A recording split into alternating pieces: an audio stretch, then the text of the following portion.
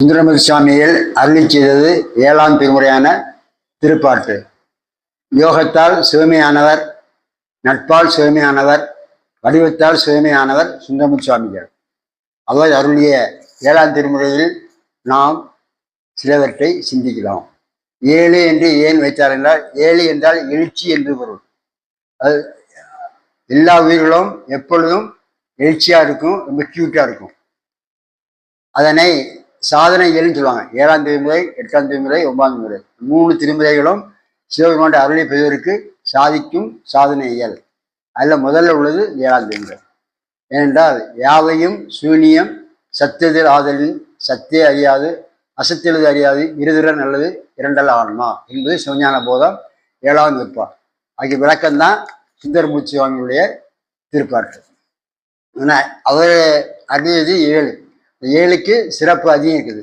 7னா என்ன? தமிழில் ஏன்னு போட்டால் 7 இருக்குது. 7 என்றால் எழுச்சி. அதாவது நாம் பார்க்குறோம், வாரத்தில் நாட்கள் எதுன்னா 7.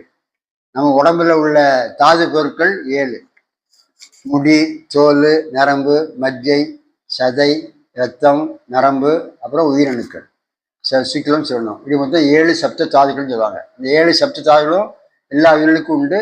மனிதனுக்கு வெளிப்படையாக உணரலாம். அந்த 7ம் நல்லா இருந்தால் தான் உடம்பு நல்லா இருக்கும். பண்ணிற்கு ஏய்கின்றான் என்பது திருவள்ளுவர். இப்போ அந்த பண் அமைப்பும் 7 தான். பண்ணுடைய துணைப்பகுதி தான் ராகம். நட்டபாடை, கொல்லி, இந்தளம், காந்தாரம், கௌசிகம், காந்தார பஞ்சமம், பழம்பஞ்சிரம், இந்த 7ம் பண். அதை ஒட்டி வர்றது தான் ராகம். பைரவி, தோடி, சங்கராவரணம், நட்டை, பூவாளம், சாவேரி, காம்போதி, இது ராகம் சொல்லுவாங்க.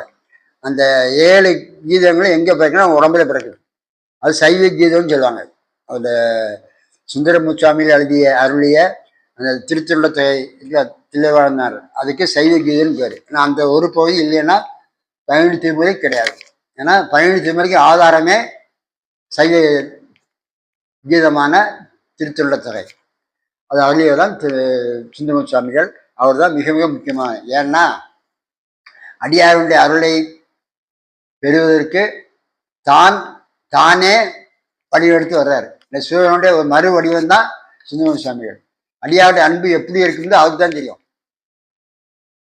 அன்பு அனுபவிச்சவங்க தான் அன்பை பற்றி உணர்த்த முடியும், பாட முடியும், வாழ முடியும். அதனால்தான் அவரே சிவபெருமானே கண்ணாடி மூலமா ஜெராஸ்காட் மாரி வந்து 7ஆம் திருமுறை அருளி செய்கிறார்.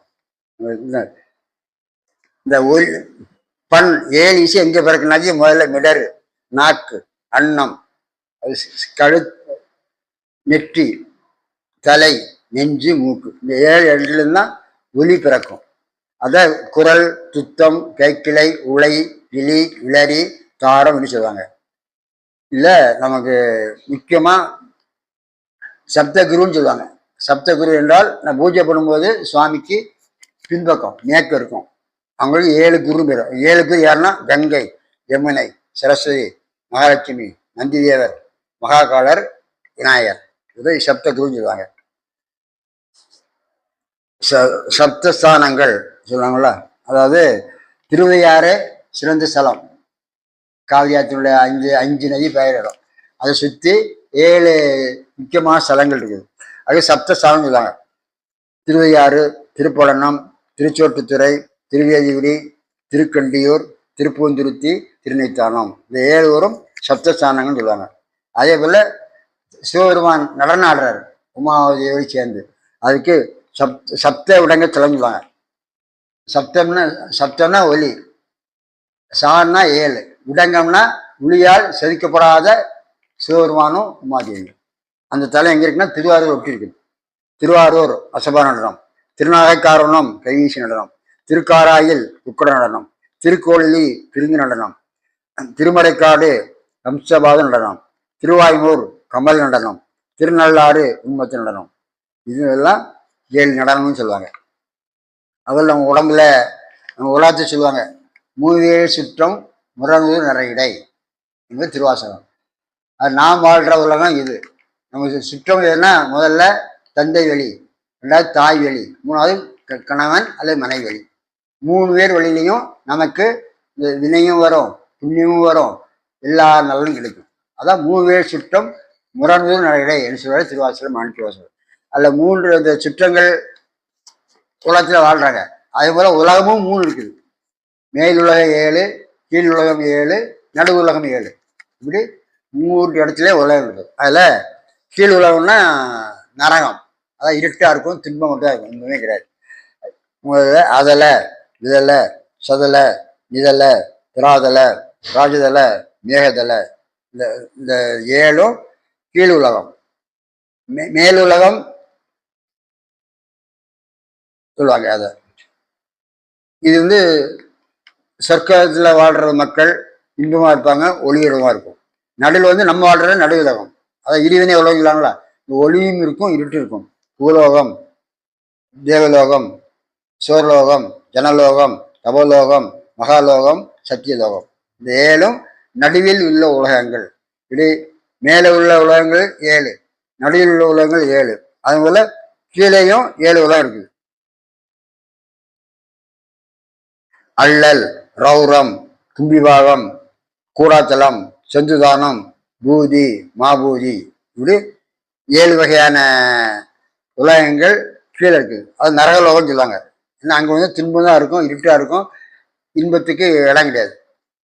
இப்படி 3 வகையான இடத்துல 3 உலகம் இருக்குது. நம்ம வாழ்றது இருவினை உலகமான இந்த பூமி. ஏன்னா இங்கே தான் எல்லாத அணுகில இன்பமும் இருக்கும், துன்பமும் இருக்கும், கோயில் இருக்கும், எல்லாம் இருக்கும். கோயிலை வழிபட வரணும்னாக்கி பூமிக்கு தான் வரணும். மற்ற நரலோகத்திலேயோ மேல் ஒளி உலகத்திலேயோ கோயில் கிடையாது. கோயிலா ஊரில் குடியிருக்க வேண்டாம்னு சொல்லுவாங்க அவை பிராட்டி. அதனால் கோயிலில் ஊர் இந்தியா தான், அது குறிப்பாக உலகத்தில் இந்தியா தான், அங்கே தான் வரணும்னு சொல்லுவாங்க. இதில் இது சொல்கிறாங்கல்ல, 7 மக்களுக்கு மழை முக்கியம். மழை இல்லாமல் வானின்று உலகம் உழங்கி போவதால் தான் அமிர்தம் என்று உணரப்பாட்டு சொல்லுவார் திருவள்ளுவர். மழை தான், மழைன்னா தண்ணீர்னு அர்த்தம். தண்ணீர்னு தண்ணி நினைக்கக்கூடாது, தண்ணீர்னா அருள் சக்தின்னு அர்த்தம்.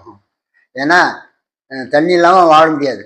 முதல்ல கடவுள் வாழ்த்து சொல்லலை, கடவுள் வாழ்த்து, அப்புறம் இது வாஞ்சிறப்பு, நீத்தா பெருமை, அறஞ்சொல்லித்தல், 4 அதிகாரம் சொல்லுவார் திருவள்ளுவர். அதில் முதல்ல கடவுள்னா சிவத்தை குறிக்கும், 2வது வாஞ்சிறப்புனா அருள் சக்தி குறிக்கும். அருள் சக்தினா அருள்னா தண்ணீர்னு அர்த்தம். தண்ணி எப்படி மேலேருந்து கீழே வரும். அருள் இல்லாமல், அருள் சக்தியாக இறந்தனுக்கு அருள் இல்லாமல் நாம் சிவன் அருளை பெற முடியாது.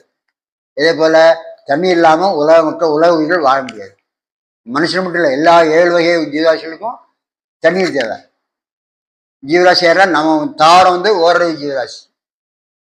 நீர் வாழ்வன, ஊர்வன, பரப்பன, மிருகங்கள், மனிதர்கள், தேவர்கள், இப்படி 7 வகை ஜீவராசியும் உலகத்தில் உள்ளது. அதில் நம்ம 6 இருக்குது. ஏன்னா நம்ம பகுத்தறிவு இருக்குது, நாம் தான் எல்லாத்தையும் அனுபவிக்கிறோம். நாம் தான் விரைவில் சிவருடைய அருளை பெற முடியும். மற்ற ஜீவராசிகளுக்கு அந்த பக்குவம் கிடையாது. ஏன்னா அந்த உறுப்பங்களுக்கு மறைஞ்சி இருக்குது, சூட்சமாக இருக்குது, வெளிப்படலை. நமக்கு எல்லா உறுப்பும் சூட்சமாக இருக்குது, வெளிப்படையாக இருக்குது. அதனால தான் அரிதறிது மானிடராய் பிறத்தல் அறிந்தது அவை பிறகு. மழை கொடுப்பது மேகம். இந்த மேகங்கள் 7: சம்வர்த்தம், ஆவர்த்தம், புக்கிரவர்த்தம், சங்கரதீர்த்தம், சோனம், காலாமுகம், நீலவர்ணம். அதே போல அக்னி யாகம் பண்றாங்க முனிவர்கள்லாம். யாகம் பண்ணும்போது அந்த யாக உணவுப் பொருளை சாப்பிடுவது தீநாக்கு தான். தீநாக்கு 7: காளி, கராணி, மனோஜ்வா, துலாகிதா, சிந்துரவனா, சுலிமினி, விசுரணி. கடல் பார்க்குற கடல்லையும் 7: உவர்நீர் கடல், நன்னீர் கடல், பசும்பால் கடல், பசுந்தயிர் கடல், பசுநெய் தயிர், கற்பஞ்சாறு, தேன், இப்படி 7 கடல் இருக்குது.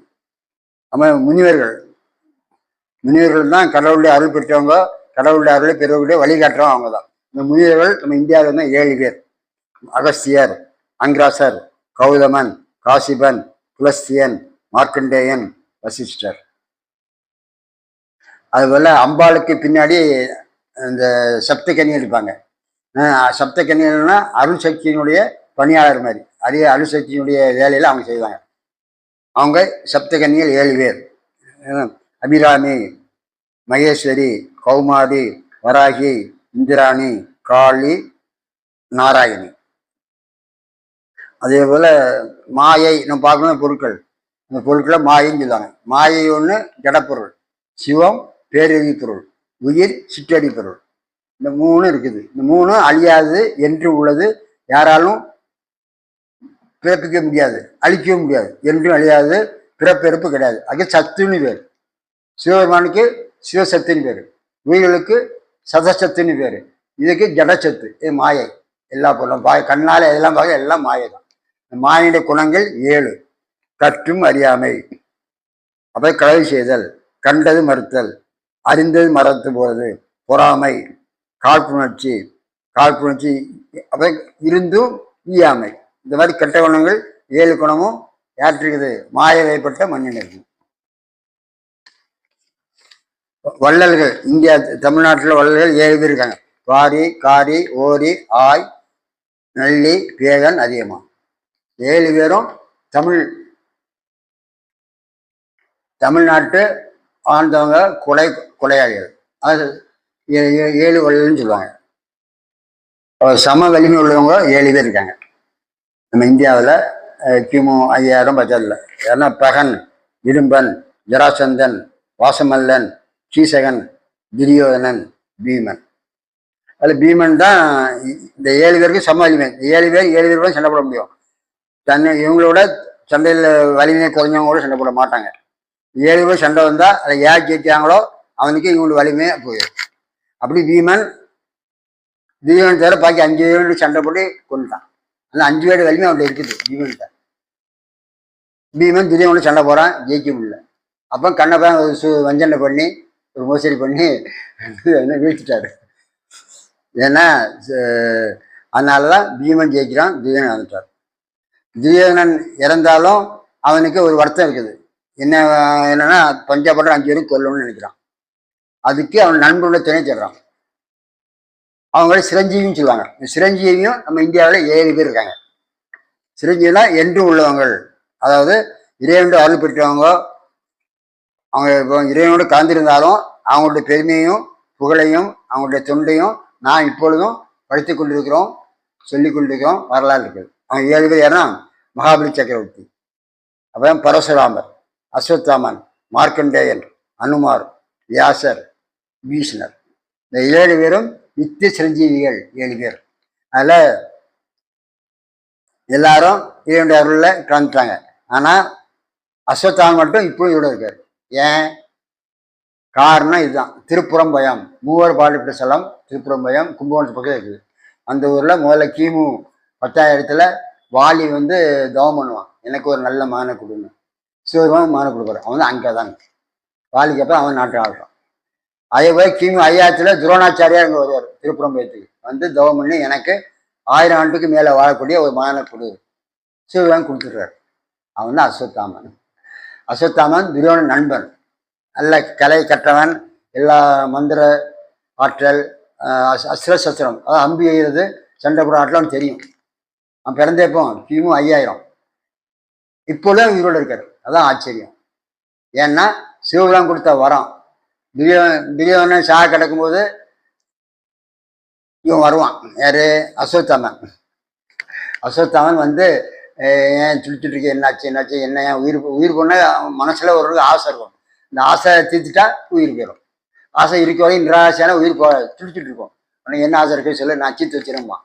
எனக்கு குறிக்கோள் என்னன்னா 5 பேரும் கொல்லணும் பஞ்சபாண்டவர். சரி கொல்றேன்னு சொல்லுவான். அவன்கிட்ட இப்போ இது இருக்குது, இது பிரம்மாஸ்திரம்.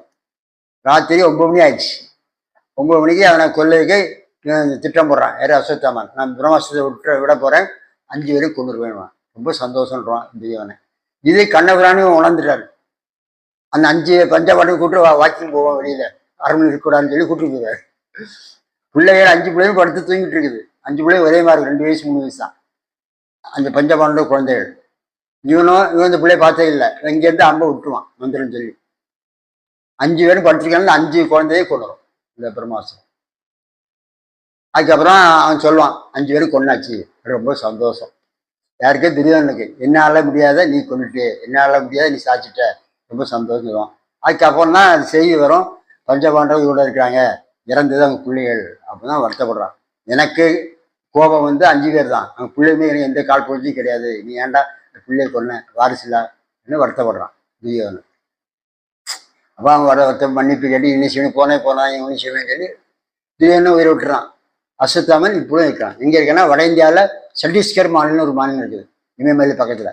அதில் காண்டுவானா குகை, அந்த காண்டுவானா குகையில் உட்காந்து தவம் விட்டுருக்காரு. வெளியில் மூலிகைகள், இதுவும் கீரைகள் இதை சாப்பிட்டு தான் அது வாழ்ந்துட்டு இருக்காரு. இப்பவும் இருக்காரு. ஏன்னா அவர் துவாபர யுகம். அப்போ உள்ள மனிதர்கள்லாம் உயரம் 6 அடி உயரம், இப்போ 6 அடி கீழே நம்ம வாழ்ந்துட்டு இருக்கோம். காரணம் சிவனுடைய அருள் இன்னும் முடியல, இன்னும் இவ்வளோ இருக்காரு. அதை பார்த்தவங்க சொல்றாங்க இவ்வளோ 6 அடி உயரம் மனுஷனை பார்த்தோம். அவன் பேர் தான் அஸ்வத்தாமன். அவனுக்கு ஹிந்தியோ இங்கிலீஷோ தெரியாது, சான்ஸ்கிரிட் தான் தெரியும். நம்மள மாதிரி கேஸ் அடுப்பு கிடையாது, சுற்றி முக்கல் வச்சு சூடு பண்ணி சமைச்சு சாப்பிட்டுட்டு தனியாக இருக்காரு. ஆகவே 7க்கு பெருமை அதிகம். 7 பிறவிலையும் மிகச்சிறந்த பிறவி மானிட பிறவி. அந்த மானிட பிறவி படுத்தன் பயன் 7ஆம் திருமுறையாக திருப்பாட்டை நாம் படிக்கணும். ஏன்னா இந்த 7ஆம் திருமுறை திருப்பாட்டில் தான் எல்லாம் கிடைக்கும். பொண்ணும் மெய்ப்பொருளும் தருவானேன்னு பாடுறாருல, இந்த உலகத்தை வாழ்க்க வேண்டியதையும் எல்லாம் கொடுக்கும். உலகத்தை விட்டு போன அப்புறம் கடவுள் டெவலப் கிடைக்கும். அவர் தான் இன்பமாக இருப்பார், இன்ப வடிவம். நம்ம 4 பேரை பார்க்கும்ல, சம்பந்தர், அப்பர், சுந்தரர், மணிவாசர் 4 பேர் பார்க்குறோம். 4 பேர்லையும் மாணிக்க சுந்தரர் தான் கல்யாணம் வந்து எடுப்பாருங்க. ராஜாவோட பெரிய நவரத்தினம் வச்சிருப்பாரு. ஆடைதான் தங்க பட்டாடை, செருப்புல தங்க தகடு போட்டிருப்பாரு. நம்ம பிளாஸ்டிக் வாறு போட்டிருப்பாங்க. அவரு 10,000 வீட்டுல தகடு போட்டிருப்பாரு தங்கத்துல. ஆச்சரியம். தங்கத்தகடுல போட்டு செருப்பு போட்டிருப்பாரு. ராஜாவோட அதிக விலை கூடின ஆடைகளை போட்டிருப்பாரு. எப்பவும் நித்திய மணாலதான் வர, நித்திய மணாலதான் நித்திய சுந்தர். யாருன்னா சுந்தரமூர்த்தி யாரு சாமி தான். அவர் பாடல படிச்சாக்கி நமக்கு எல்லாம் கிடைக்கும். நோய் நீங்கும், இன்பமா வாழலாம். பணம் அவரு சாமியோட சண்டை போடுவார். ஏன்னா அவர் நட்பால் சுயமானவர். சாமியோட சண்டை போட்டு எல்லாம் புடிங்கிடுவார். பணத்தை கொண்டா, சோத்தை கொண்டா, நல்ல கறி வேணும், நல்ல பட்டாடை வேணும், உனக்கு விட 2 மணி வச்சு எனக்கு 2 மணியை கொண்டா, 2 மணி கல்யாணம் வச்சிருவார். இப்படி எல்லாரும் உரிமை, உரிமை சுந்தரோட வாழ்க்கை எல்லாம் உரிமை தான். ஏன்னா நட்பர் 2 பேரும் நண்பர்களும் ஏற்றதாழ்வு கிடையாது. போடான்னு பேசுவாங்க. உனக்குள்ள எனக்கு அப்படியே சண்டை போட்டே இருப்பாங்க. எல்லாத்தையும் பிடிங்கிடுவாங்க. மனசுக்குள்ள எதுவும் இருக்காது.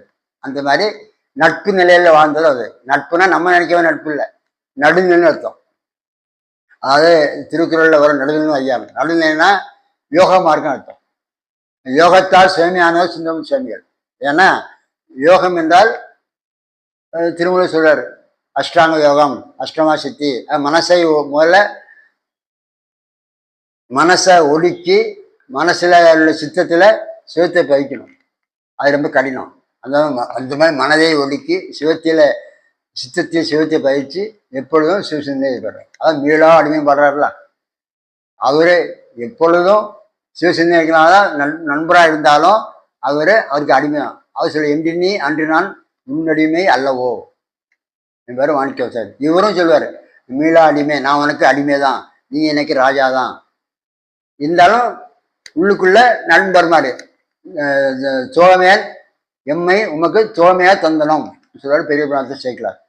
ஆனால் நீ பூமியில் விளையாடுன்னு சொல்லிடுவாரு சிவருமான். அதனால இவர் ரொம்ப ஆட்டம் போடுவார். 16 வயசுல கல்யாணம், ஒரு மனைவி சேர்த்துட்டு 2 கல்யாணம் கழிச்சு வச்சிருவார் சிவருமான். இந்த மனைவி பேர் யாருக்கும் தெரியாது. முதல் மனைவி பேர்னா ஞான பூங்கோதை. இதை இவர் சேக்கிராடு கூட பெரியவங்க சொல்லலை. அந்த புத்தூர்ல கல்வெட்டுல இருக்குது அந்த அம்மாவுடைய வடிவம் பேர். கடைசியில கைலாசி போகும்போது அந்த அம்மையாரும் சூட்சும வடிவம் எடுத்து சிவத்தோடு கலந்துருவாங்க. யாரையாவது ஞான பூங்கோதை. இது அவருக்கு தொடர்பு கிடையாது. கல்யாணம் உறுதி பண்ணாலே கல்யாணம் ஆணைய மாதிரி தான். அதனால அந்த அம்மா இவரையும் நினச்சிக்கிட்டு இந்த அப்பா கூட புதுல இருப்பாங்க. 2 வருஷம் கழிச்சு அவளும் சிவத்தோடு கலந்துருவோம். ஆகவே இதுவரையும் 7னுடைய பெருமையும் அது நுட்பமும் பற்றி சிறிது சிந்தித்தோம். வாய்ப்பு அளித்தமைக்கு மிக்க நன்றி.